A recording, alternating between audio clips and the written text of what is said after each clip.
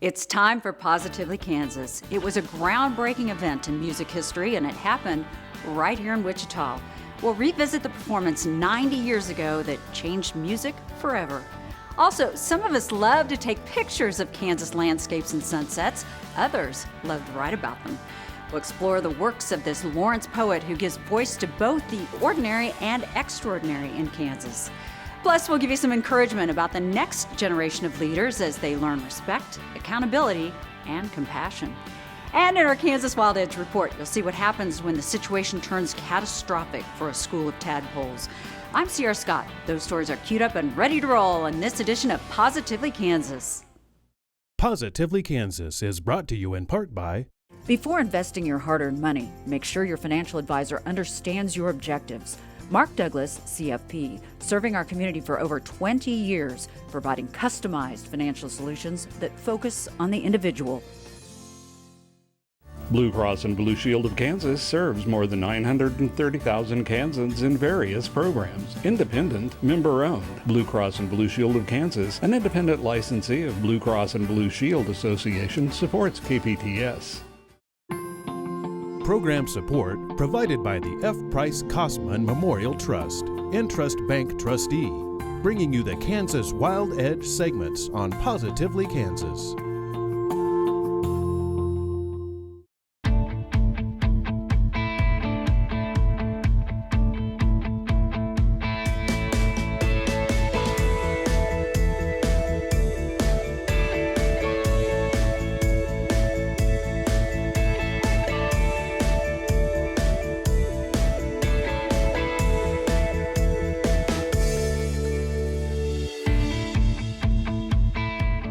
An event 90 years ago in Wichita was a game changer in the world of music.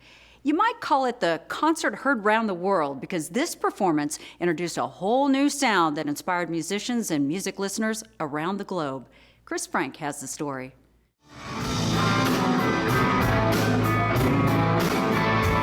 If you were to ask most Wichitans to name the most famous Wichita guitarist, they'd likely say Joe Walsh. Walsh of the Eagles and earlier the James Gang was born in Wichita in 1947. But electric guitarists like Walsh and innumerable others owe some gratitude to the original electric guitarist, Wichitan Gage Brewer. Our place in the guitar story, the electric guitar story, is very unique because the instrument was actually debuted first from Wichita. The Wichita Sedgwick County Historical Museum is celebrating the 90th anniversary of Wichita's place in electric guitar history. Turn It Up to 90 recognizes essentially two 90th anniversaries. The 90th anniversary of the instrument is sometimes pointed to 1931 when the company Ropatin, later known as Rickenbacker, was started, and the instruments were being developed. And by 1932, they were put into production, and Wichita guitarist Gage Brewer went to Los Angeles, where he had a relationship with the company in developing these instruments to bring them back to Wichita to debut. And he was the first really to do that, to hit the stage with these in a big way. Gage Brewer was a Wichita orchestra leader. He was well known in Wichita, performing locally on live radio and at local clubs. Brewer's orchestra often performed at the Shadowlands Club on the outskirts of Wichita. Brewer was known for playing Hawaiian steel guitars, which were highly popular then. His steel guitar is on display here. On Halloween night of 1932, Brewer introduced the sound of the newly developed electric guitar to a Wichita audience. He brings the guitars back from Los Angeles, and he and his orchestra use them in various performances around the county. Most of these venues were outside of city limits, like the Shadowlands Club and others that he would go around and use these, and it was a real draw. It was something that really captured everyone's imagination. Attendance was picking up at the clubs because of the attention of the new electric guitar. As a musical instrument, the electric guitar was becoming a star in its own right. And as we now know, that attention was a comparable water drop in the ocean of attention to what the electric guitar now commands. The Turn It Up to 90 exhibition tracks the evolution of electric guitars. I've been playing electric guitars all my life, so I thought I knew a thing or two about them until I came down here to the museum and saw this display. Well, the electric guitar for the first few years was quite a novelty and misunderstood, and many guitarists and musicians weren't quite sure what to do with it. It took some time for the electric guitar to find its footing, but eventually, with the guitar's amplification, it could be heard better, which helped propel it to the front of the stage. Eventually, in 1950, Leo Fender, who was already making Hawaiian steel guitars, introduced the Fender Telecaster, an early solid-body guitar. That put more affordable guitars in the hands of musicians. Here's another Kansas connection. Kel says Leo Fender's business partner then was Doc Kaufman from Pratt. Kaufman was with Fender as the Telecaster, then the Precision Bass, and the Stratocaster guitars were growing in popularity. Well, the electric guitar for the first few years was quite a novelty and misunderstood, and many guitarists and musicians weren't quite sure what to do with it. The largest guitar company at that time, Gibson, was caught flat-footed. That despite guitarist Les Paul urging Gibson to manufacture a solid-body guitar nearly 10 years earlier. The Stratocaster really disrupted things, and Gibson felt it needed to respond in a strong way with something that was very modern. Gibson eventually came out with the Les Paul model. Gibson also introduced these modernistic designs inspired by the space race going on at that time. All of which bombed within 18 months or so. They realized the public wasn't ready for this design. Kel says 20 years later, these same guitars became classics and were put into wide production. These represent some of the wild designs. You could get as crazy as you liked, and the crazier the better. Train I ride, 16 coaches long. Singer-guitarist Deke Dickerson performs nationwide, entertaining and reconnecting audiences with the roots of American music, something he was doing at this historical museum performance. Dickerson credits country and western musicians with the early acceptance of the solid-body electric guitars. When the solid body guitar started in the late 1940s, it was not accepted by pop players or jazz players. And what's interesting about the history of electric guitar is that a lot of innovations came from country western guitar players, basically because those hillbillies would they would play anything. If you put a solid body guitar in their hand, they could just play the heck out of it. But the jazz guys would look at it and say, oh no, that looks too weird. I don't want to be associated with that. But the country guys, many of the electric guitar innovations all happened with country musicians. So you can say country western musicians helped kickstart the solid body guitar business. But it was 1960s rock that made it explode. The British invasion of music with the Beatles, Dave Clark 5, the Rolling Stones, and many more groups resulted in a spectacular growth in the sale of electric guitars. Kel says guitar sales went from about 300,000 in 1958 to 1.5 million in 1965. That happened as pop rock bands were guitar-centered, often with lead rhythm and bass guitars. So with this demand for guitars, it became a viable business. And in Kansas, we have several guitar manufacturers, electric guitar manufacturers that became prominent. And Kansas, known for agriculture and airplane manufacturing, also made electric guitars and amplifiers. One of those was in Chanute, where custom brand amplifiers and guitars were made. The custom amplifiers were known for their tuck and roll Naugahyde covering, which was inspired by hot rod upholstery at that time.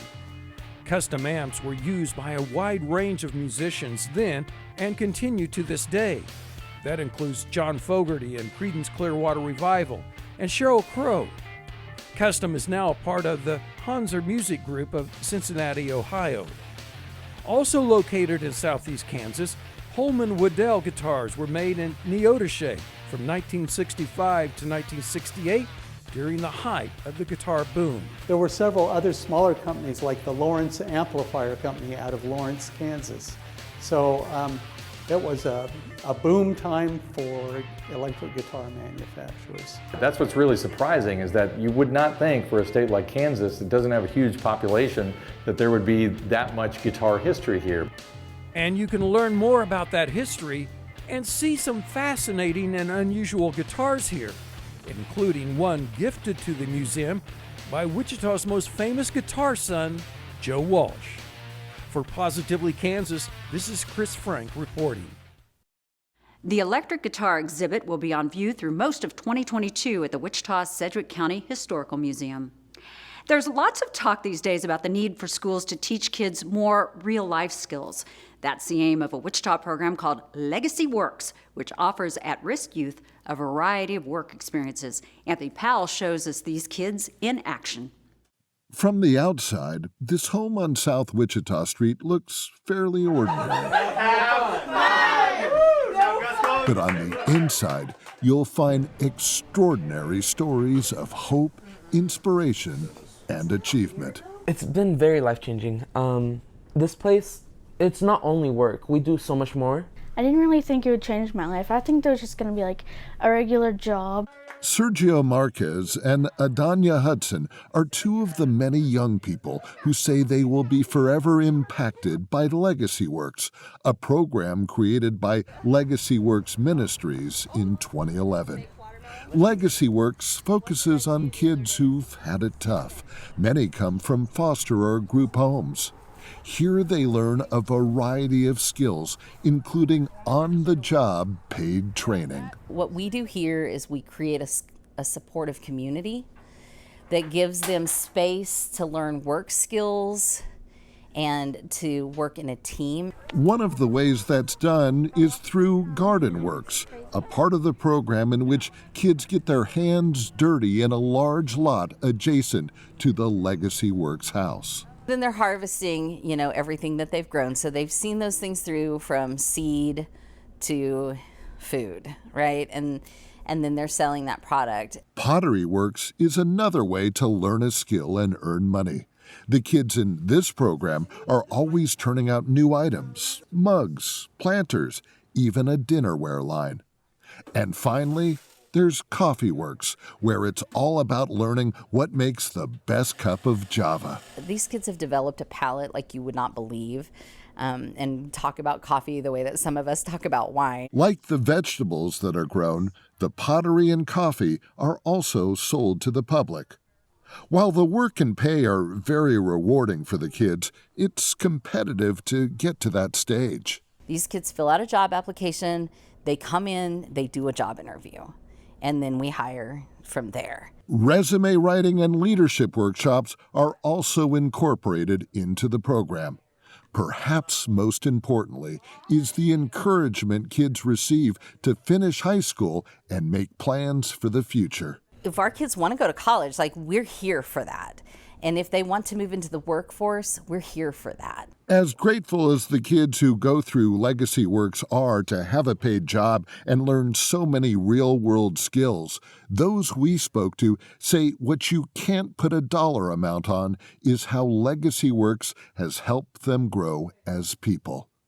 Barista Adanya Hobson says she used to have crippling social anxiety, but it's improved greatly. It's taught me not to be scared and taught me how to get out of my comfort zone and how to make new friends. This job has taught me how to think differently. I used to be a very big perfectionist, and I would constantly have anxiety attacks about, is that good enough? And, well, this place taught me that not everything has to be perfect right away. Sergio says he's learning that in life things are often far from perfect. Like dealing with the public when the kids take what they've grown and made into the community. We have farmers markets downtown. We run those 8 to 1, and we have to deal with customers. Not always a fun experience, but one of many the Legacy Works kids get to experience, which will no doubt help them in later life. These kids are learning things that I wish I had known at that age. For Positively Kansas, I'm Anthony Powell. Being a nonprofit, Legacy Works relies heavily on private donations. The program is estimated to cost $10,000 a year per kid. That includes paying their wages, staff salaries, and facility costs. In this week's Kansas Wild Edge, a drying water hole strands gobs of tadpoles, and local snakes start feasting. Bullfrogs and other predators also get in on the act. Mike Blair shows us this common but seldom seen predicament.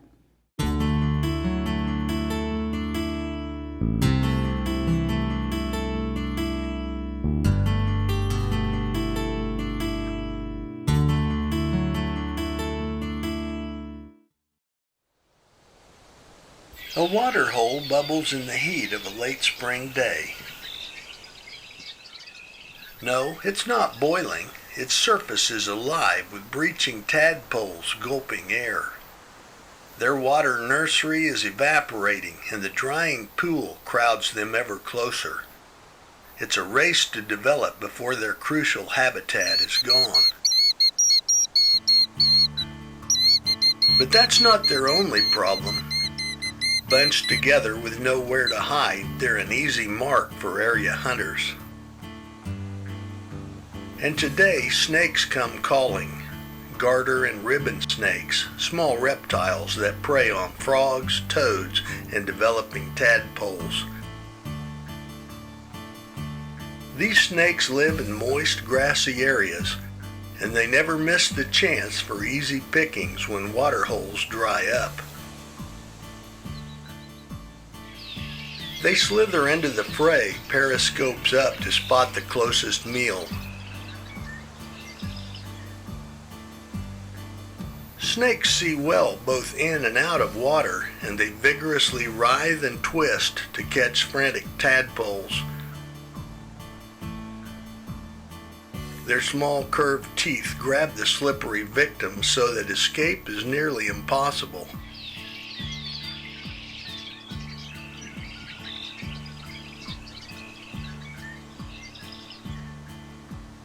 And then, with mouths full, they race for shore where they can better consume their dinner.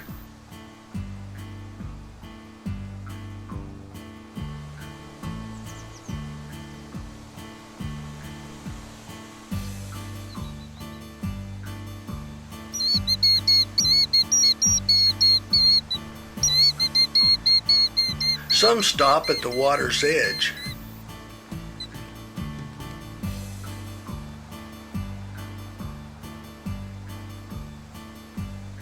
Others race into cover to protect themselves while eating from even bigger hunters.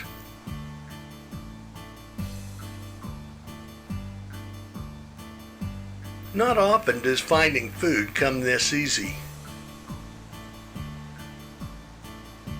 Snakes work their jaws from side to side, muscles forcing the tadpoles down their throats.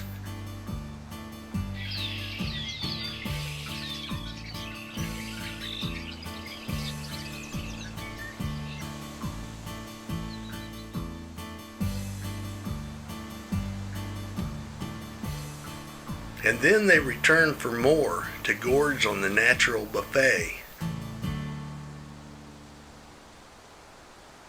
It's a grisly party.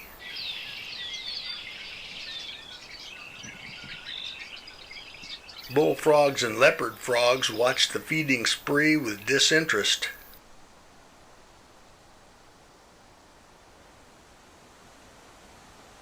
They are safe from snakes this size. But they are predators too, and bullfrogs also relish large tadpoles that come close.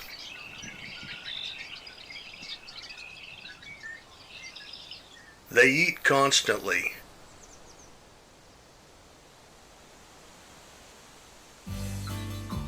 Ducks visit the water hole and join the hunt for this easy protein. And even baby turtles like this red-eared slider use the drying water hole to hunt for smaller prey. It's a common feast of hot summer if you find the right place and time. It's nature's way, a fascinating glimpse of life in the wild. I'm Mike Blair for Positively Kansas. Next time, Mike shares the intriguing story of some colorful winged wonders. From Coffeyville over to Garden City, up to Lawrence and everywhere in between, a homegrown poet captures the history, whimsy, and culture of our beloved Sunflower State. Anna Spencer introduces us to a writer whose recent publication gives voice to all things ordinary and extraordinary in Kansas. What we did in my parents' garden, we should have done for our marriage. Plucked off brown, withering petals of the magnolia, dropped them in a black bucket so strong new buds could push through. My mother showed us how to do it.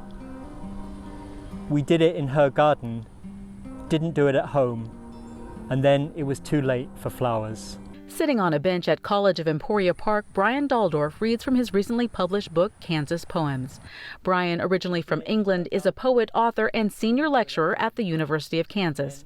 He has called the Sunflower State home for the last 20 years. His book of poetry is an ode to his adopted state. Kansas has a kind of a slow charm. I think it kind of grows on you. It's not something like going to the mountains where it's spectacular right away.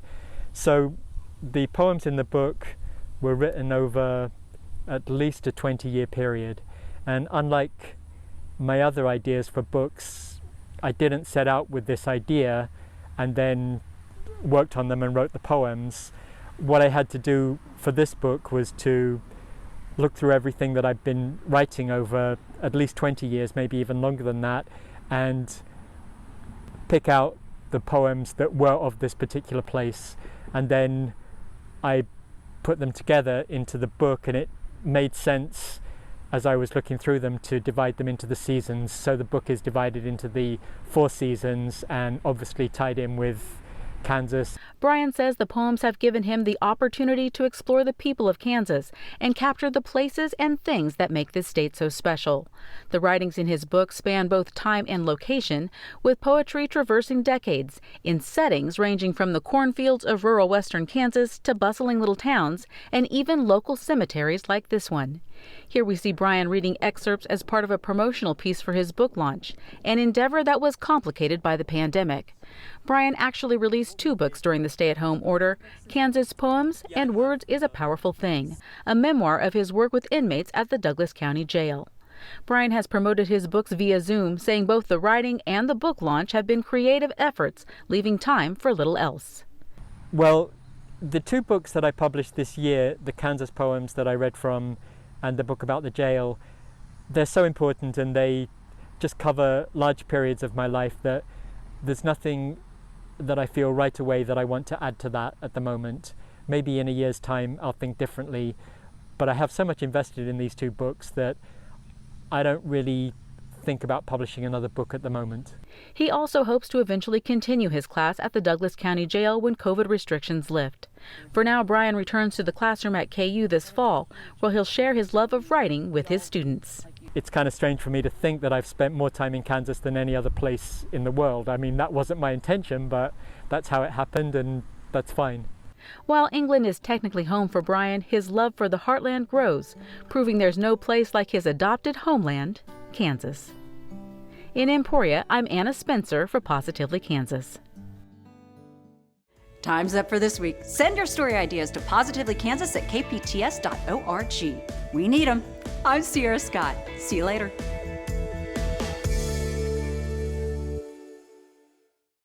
Positively Kansas is brought to you in part by program support provided by the F. Price Kosman Memorial Trust, Entrust Bank Trustee, bringing you the Kansas Wild Edge segments on Positively Kansas.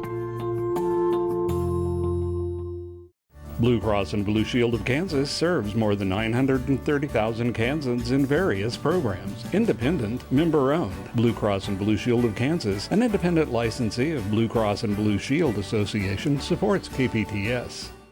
Before investing your hard-earned money, make sure your financial advisor understands your objectives. Mark Douglas, CFP, serving our community for over 20 years, providing customized financial solutions that focus on the individual.